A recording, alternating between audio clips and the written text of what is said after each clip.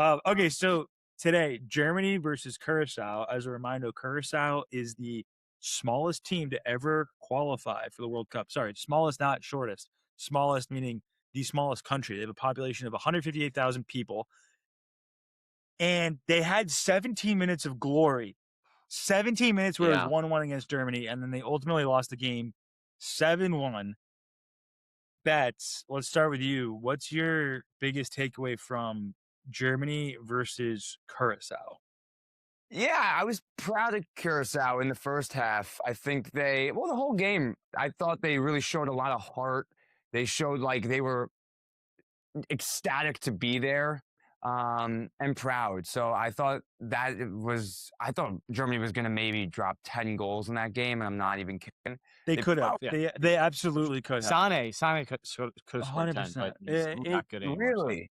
I don't want to hint on Sane right now, but I didn't think he was that great today at all. But I Bets, yeah feel free to hate, bro. This is listen. yeah. I mean, Give your honest and please. give your analysis to America. What you what did you you'll hate about Sane's performance today? Be real. you'll hear it in a segment later, but I Oh, think okay.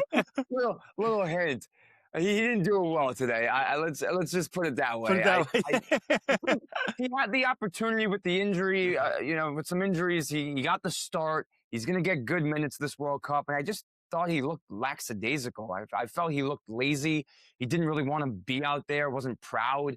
Uh, Definitely wasn't using his skill as he's used in the past. I thought he could have went at these defenders way better and more. Yeah, just he wasn't good today He wasn't at great. all. Yeah. He wasn't great. What was your reaction to the game, Foss? I would agree that I think Sane was the worst player on Was the the field. worst For player. both teams, he was the worst player on the field. I've one. I think my biggest takeaway though, look, like Germany scoring 7 against Curacao is good for you. Yeah. On to the next one. It's Yeah. not going to help you later Yeah. in the tournament Yep. at all. Mecha, who is a Dortmund midfielder, number 23, big, strong guy.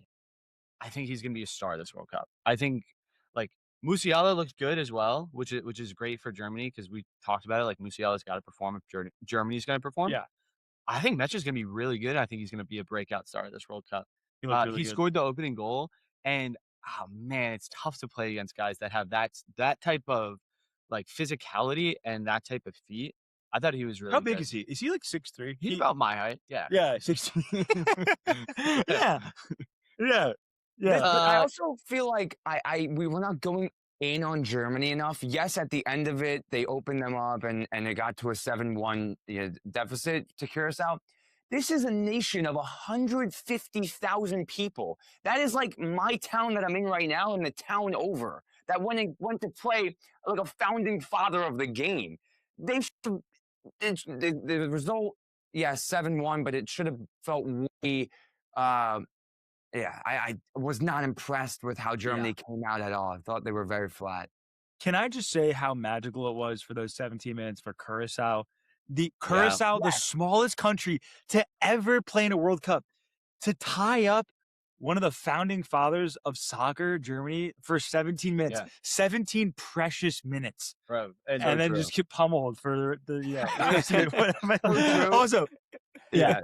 No, I love that you said that because you're sitting there and you're like, what's the one thing, like you want what should happen to happen in the game, which was Germany to have a good performance, show that they're going to be, a real threat this World Cup. But then the one thing that I really wanted was for Curacao to just at least get one goal and to get that magic of tying it up against Germany was special. So I'm happy that that nation and the supporters that came to the game were able to live that, because I'm sure it was truly magical. I also thought that Chong, who I know went through the Man United system, he had the puffy hair that was like blonde. I thought he was really good. He impressed me a bunch, and I wouldn't be surprised if he gets a couple contracts coming his way is at the end of he the summer. Curacao was on on the Curacao? Yeah, he was on Curacao. Yeah, he was like their biggest threat. I thought they looked better than Haiti. Yeah. I thought they looked better than Scotland. Yeah. I thought they looked, and I know it's so crazy to say that was like the best 7-1 loss of all time, but there were, for a third of the game, they played Germany really tough. And I think Germany's a pretty not a pretty, they're very talented side. Yeah, totally. A very Totally. talented side. And I do have a little bit of beef with Germany Okay. because of this game, and I'll tell you why. Yeah, Oh, that's man, my guy, look at John. those locks. I Those know, man. luscious locks. Oh That's my so- god. That is awesome. That is That's awesome. probably why he was performing so well, as people were Yeah. trying to take the ball off him and they were just distracted by the hair. He was energetic in there. He was fun to watch. I felt He like didn't score though. He didn't score. The guy that scored was No. the guy up top, right? yeah, no, Nine, he I did think. not score. But I Yeah. thought he was like doing a really good job of getting into some tackles, and I felt like Carousel did an amazing job of just like sticking their leg in and getting into some 1v1 battles and winning those tackles, which is super hard to do. Yeah. So I have 2 big points on the Germany versus Curacao game. The first point is that we had said Musiala was going to be a key player for this German team if they were going to go far. And I still believe that. But I did think that you saw a little bit of the rust with Musiala in the game. Like, he was great. He scored.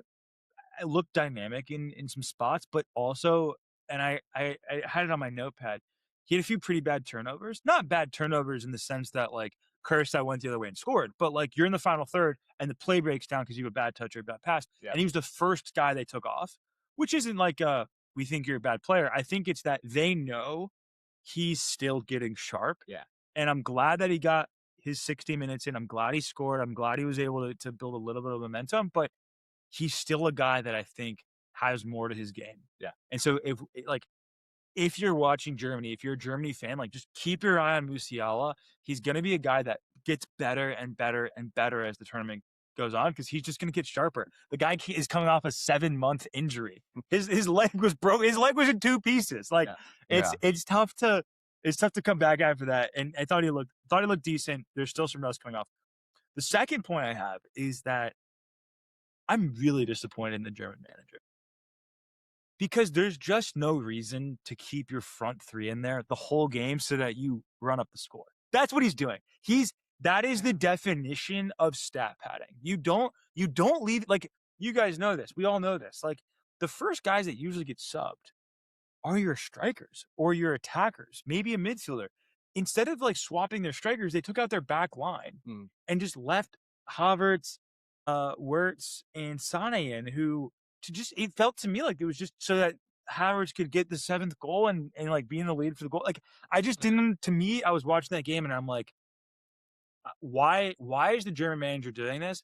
The only thing I can come up with is that they feel so embarrassed from last World Cup that they didn't make it out of the group stage, that for them there is nothing but we got to just step on everyone's throat. We got to put pedal to the metal. We have to overcompensate. So that was the only. I didn't love it. So I get where you're coming from. Because Curaçao's the little guy on the playground. Like, there's no. It's not. Yeah. You know, I think there's like 2 explanations that are. I think these are the 2 explanations.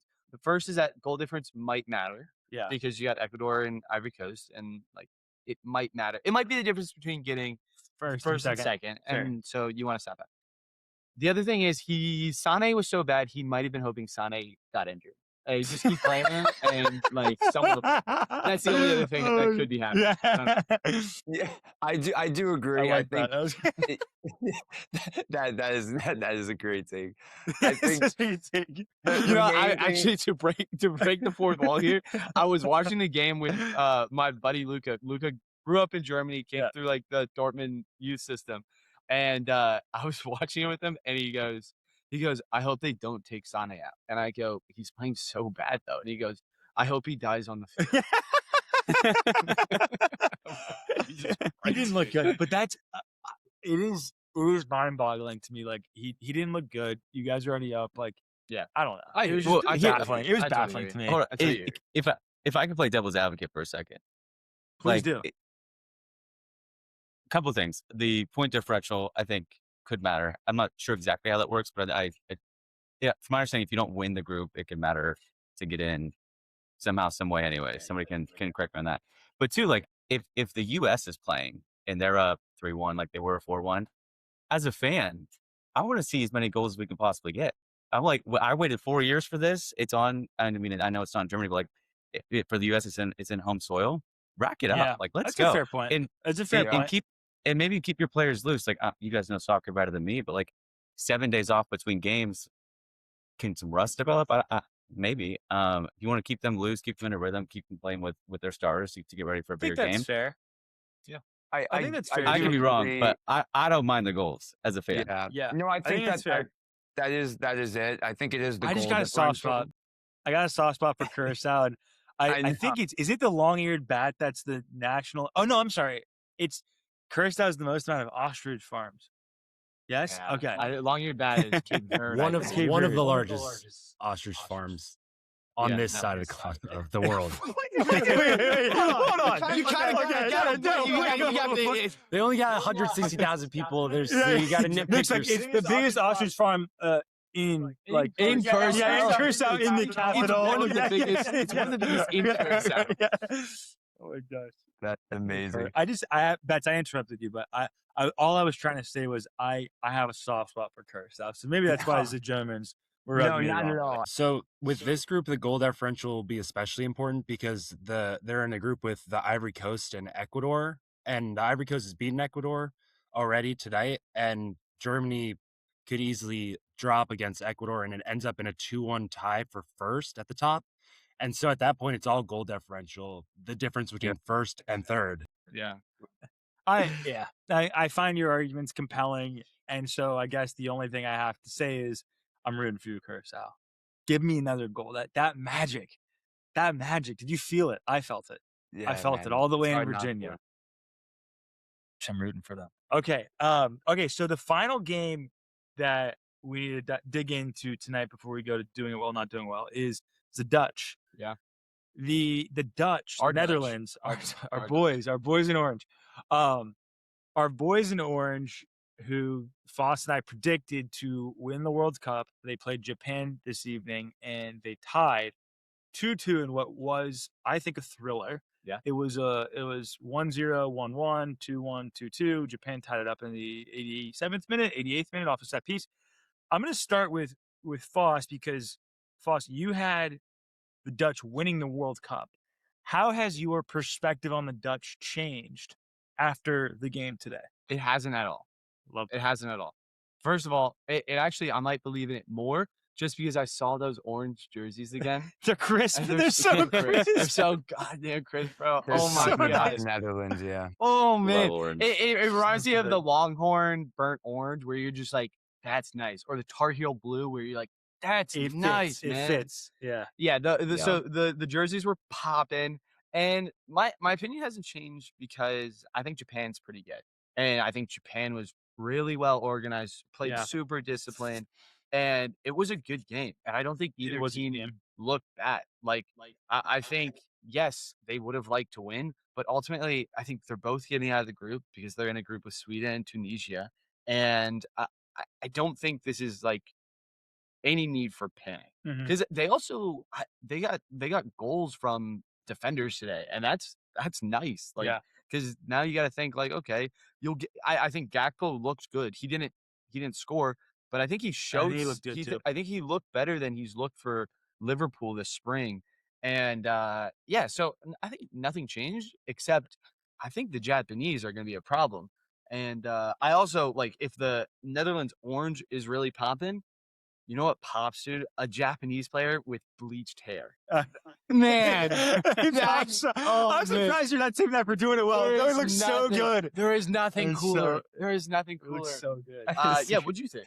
I'm with you Yeah. that my opinion, I thought the Dutch were good before the game, and I think the Dutch were very good after the game. All right. And the reason that I'm not disillusioned with them is because I completely agree with you. I think that this was a quarterfinal match. I think both of these teams are going to go to the quarterfinals.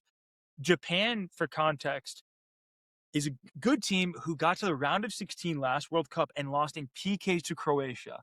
And if you watch the Fox broadcast before the game, it was just interviews with the Japanese players talking about how important it was for them to make history and push over that last speed bump and get to the quarterfinals. Yeah. And I think you saw that tonight. They had juice. Yeah. Like those guys are good. Like they just are good. And I think it was Virgil van Dijk scored in the 56th minute. Yep. It was 0-0 up to that point. He scores, it's 1-0. And I turned to someone that I was watching the game with and I said, this is exactly what I thought every Dutch game was going to look like, where the Dutch are possessing the ball, they're really solid defensively, and they get like a set piece goal. And they win like 1-0. And that's just like it's professional, it's efficient, it's clean. Now, the last 34 minutes of the game turned into, goal after goal after goal. But I think that this Dutch team is still very good defensively. I am concerned that they let up that 87th minute set piece. That's concerning. Yeah. But I will say the first Japanese goal from Nakamura, maybe I'll just say that normally, Nakamura, that was a worldie. Like, he's not, that guy never, like, you don't score that goal again. Like, he's moving away from goal and nutmegs the defender to score. Like, that's not happening. Yeah. And I thought that the Netherlands actually had chance after chance that they just didn't finish. I thought Somerville, the guy who scored, looked extremely lively. Just so quick. He was a problem on the right side the whole night. Good. So I walked away thinking that I thought the Dutch team was good before. I think they're really good now. I really do. And by the way, just for soccer history buffs, so many teams who have won the World Cup have lost a group stage game. We're not even talking about the ties. Have lost group stage games. Argentina lost to Saudi Arabia 2-1 in the 2022 World Cup. So for my Dutch brothers and sisters out there, this is not a moment to panic. This is we have the juice. I mean, gosh, we look clean. I still believe in the Dutch.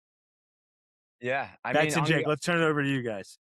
On the other end of the stick, I mean, this Japanese team, how can you not like them? They're also a really good side. Last World Cup in 2022, they beat Germany, Spain, tied Croatia. This is a team that I think could reach the quarterfinal as well. Didn't I just say that, Bets? What do you mean you think? Yeah. I'm kidding. Good take, Bets. I'm kidding. Good take, Bets. Good take. Good You take, said Bets. that. I'm agreeing with you. The respect, even just the respect to the fans, like they show them after the game, cleaning up every piece of trash. It's just, you don't want to see a team like that and their supporters go home. You want to be a part of the fun. So I really am high on Japan. The Netherlands, I wasn't as high on them coming into this World Cup as you, obviously winning it. But they're a good team. Virgil van Dijk, I'm pretty sure he got beat on the corner, which is like He did. was not okay and very alarming as Japan is not a very tall team. But the buzz of the Samurais, and I'll be rooting for them this summer for sure.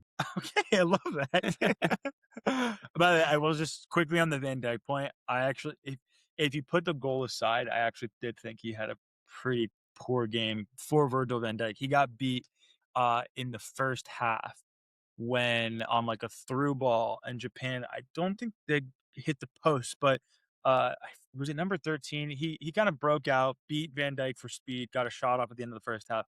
I didn't think Van Dijk didn't look like Van Dijk. Yeah, Nick, the producer, saying he scored, he's fine. Yes, I agree.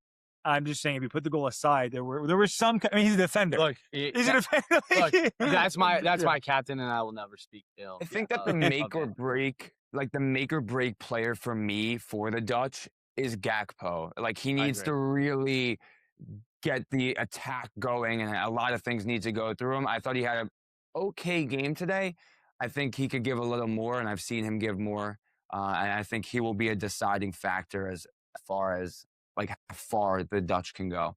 He's the weirdest good player I've ever seen. So good though, man. What I mean by that is, like, I look at him and I'm like, he's not fast. I don't think he's fast. But he beats guys. Like, he's like deceptively quick. He's 6'3". He's like kind of cheeky.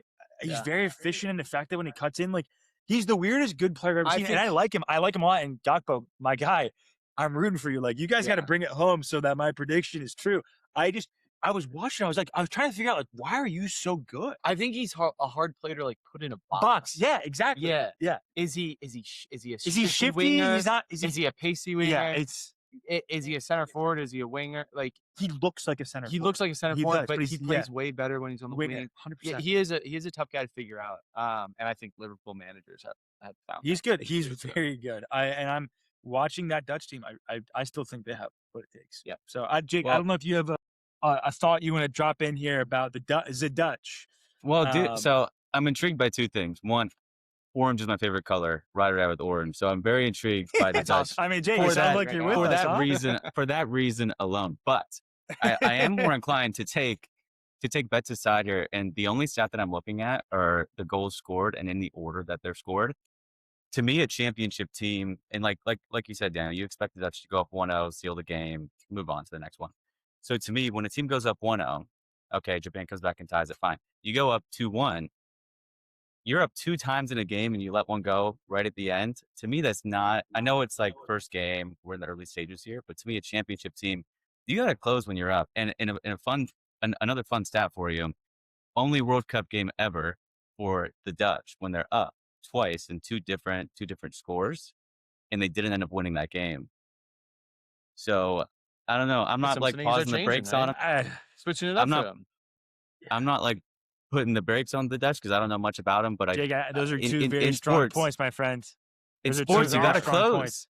You got to And also, close. though, you could even say, like, to Japan's point, it can be demoralizing to, like, tie it up and then bam, right after that, get another goal against. To, like, have the courage to tie it up again, that says something right there in Yeah. itself.